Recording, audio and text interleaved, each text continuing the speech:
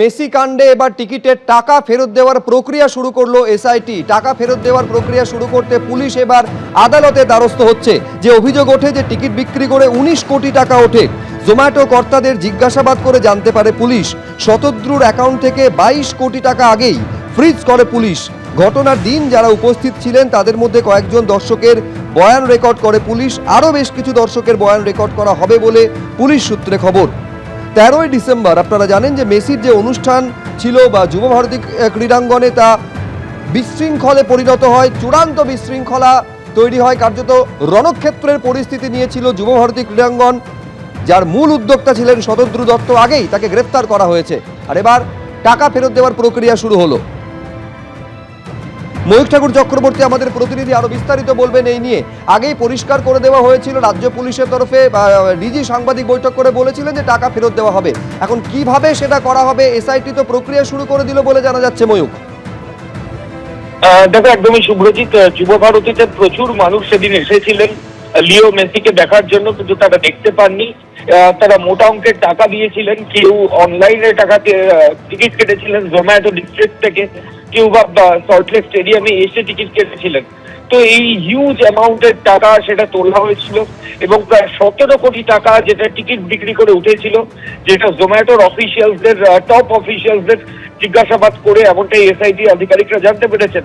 এর পাশাপাশি 22 কোটি টাকা শতদ্রু দত্ত, যিনি আপাতত জেল হেফাজতে রয়েছেন, তার যেটা অ্যাকাউন্ট, সেই 22 কোটি টাকা তার অ্যাকাউন্ট থেকে ফ্রিজ করা হয়। এরই মাঝে এসআইটি সূত্রে যেটা খবর পাওয়া যাচ্ছে যে এই যে হিউজ মানুষ তারা প্রতারিত হয়েছেন, তারা মেসিকে দেখতে পাননি, তাদের টাকা ফেরত দেওয়ার প্রক্রিয়া সেটা এসআইটি শুরু করলো। তবে এসআইটি তো টাকা অমনভাবে ফেরত দিতে পারবে না, তাদের পক্ষে তারা আদালতের কাছে গোটা বিষয়টা নিয়ে একটা প্রেয়ার করছে। আদালতের সম্মতি এবং আদালতের তরফ থেকে প্রসেস বলে দেওয়ার পরই টাকা ফেরতের প্রক্রিয়া পুরোপুরিভাবে শুরু হয়ে যাবে, এমনটাই এসআইটি সূত্রের খবর। এবং স্পেশাল ইনভেস্টিগেশন টিমের তরফ থেকে তারা আদালতের দ্বারস্থ হয়েছেন। ওই দিন যারা সল্টলেক স্টেডিয়ামে এসেছিলেন মেসিকে দেখার জন্য, যারা অনলাইনে টিকিট কেটেছিলেন বা অন্য কোনো ভাবে টিকিট নিজে অ্যারেঞ্জ করেছিলেন, তাদেরও স্টেটমেন্ট রেকর্ড করার একটা প্রক্রিয়া সেটা এসআইটির তরফ থেকে শুরু হয়েছে। ইতিমধ্যেই বেশ কয়েকজনের স্টেটমেন্ট রেকর্ড করা হয়েছে, কারণ কি প্রক্রিয়াতে তারা টিকিট কেটেছিলেন সেটা জানা এবং টাকা তাদের কিভাবে ফেরত দেওয়া হবে সেটা ঠিক করা। এই কারণেই কিন্তু যারা টিকিট কেটেছিলেন তাদের স্টেটমেন্ট রেকর্ড করাটা খুবই তাৎপর্যপূর্ণ এবং সেটাও ইতিমধ্যেই শুরু হয়েছে, এমনটাই এসআইটি সূত্রে খবর। শুভ্রজিৎ, ধন্যবাদ ময়ূখ। এবার স্বরূপনগরে এসআইআর আতঙ্কে মৃত্যু তৃণমূল কর্মীর। এসআইআর ফর্ম ফিল আপ করেও শুনানিতে ডাক তৃণমূল কর্মীকে। আতঙ্কে হৃদরোগে আক্রান্ত হয়ে মৃত্যু দাবি পরিবারের। মৃত তৃণমূল কর্মী সুলতান সর্দার বিহারি হাকিমপুর পঞ্চায়েতের বাসিন্দা। এই মৃত্যুর জন্য কমিশন দায়ী, কটাক্ষ তৃণমূলের।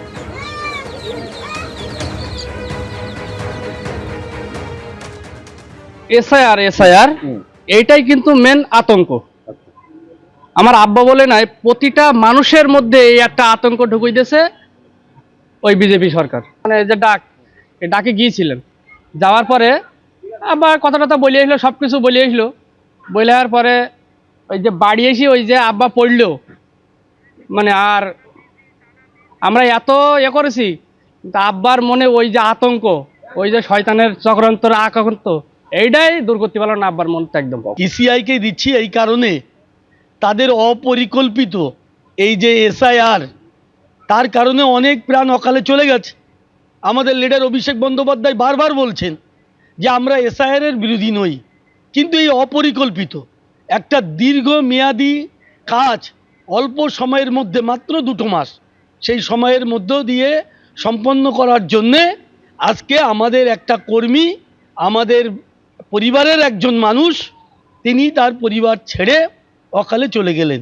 আর 2002 সালের তালিকায় নাম ছিল না, কিন্তু পরবর্তীকালে সমস্ত কাজেই তেনার অংশগ্রহণ ছিল, ভোটার তালিকায় তার নাম ছিল, সব ছিল।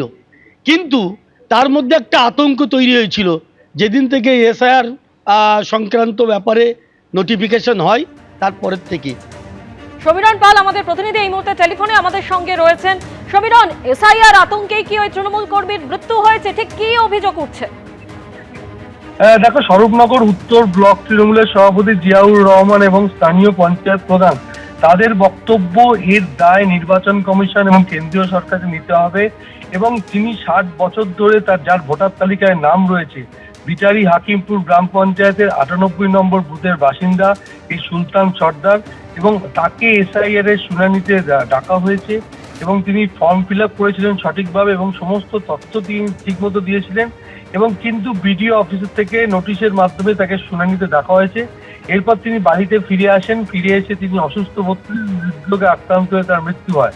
এরপর তার পরিবারের তরফ থেকে এবং স্থানীয় তৃণমূল নেতৃত্বের তরফ থেকে স্পষ্ট অভিযোগ করা হয়েছে যে এই সমস্ত নথি সঠিকভাবে দেওয়া সত্ত্বেও দীর্ঘদিনের ভোটার অথবা স্থায়ী বাসিন্দা সুলতান সর্দার, তাকে যেহেতু এসআইআর এর শুনানিতে ডাকা হয়েছে, সেই আতঙ্কে তিনি হৃদরোগে আক্রান্ত হয়ে তার মৃত্যু হয়েছে। ধন্যবাদ। নতুন বছরে পশ্চিমবঙ্গকে উপহার রেল মঞ্চকে। হাওড়া থেকে গুয়াহাটি কামাখ্যা পর্যন্ত চালু হচ্ছে প্রথম বন্দে ভারত স্লিপার ট্রেন, জানিয়ে দিলেন রেলমন্ত্রী অশ্বিনী বৈষ্ণব। আরো বিস্তারিত জানতে সরাসরি আমাদের প্রতিনিধি ঝিলম করঞ্জাই আমাদের সঙ্গে রয়েছেন। ঝিলম, কবে থেকে এই পরিষেবা চালু হচ্ছে, কত টাকা ভাড়া ধার্য করা হয়েছে, ঠিক কি জানতে পারছো? একদমই বছরের শুরুতে রেলমন্ত্রী অশ্বিনী বৈষ্ণব যেটা ঘোষণা করেছেন পশ্চিমবঙ্গের জন্য এবং এই রাজ্যের জন্য যে সুখবর, সেটা হচ্ছে একটি নতুন বন্দে ভারত ট্রেন চালু হতে চলেছে।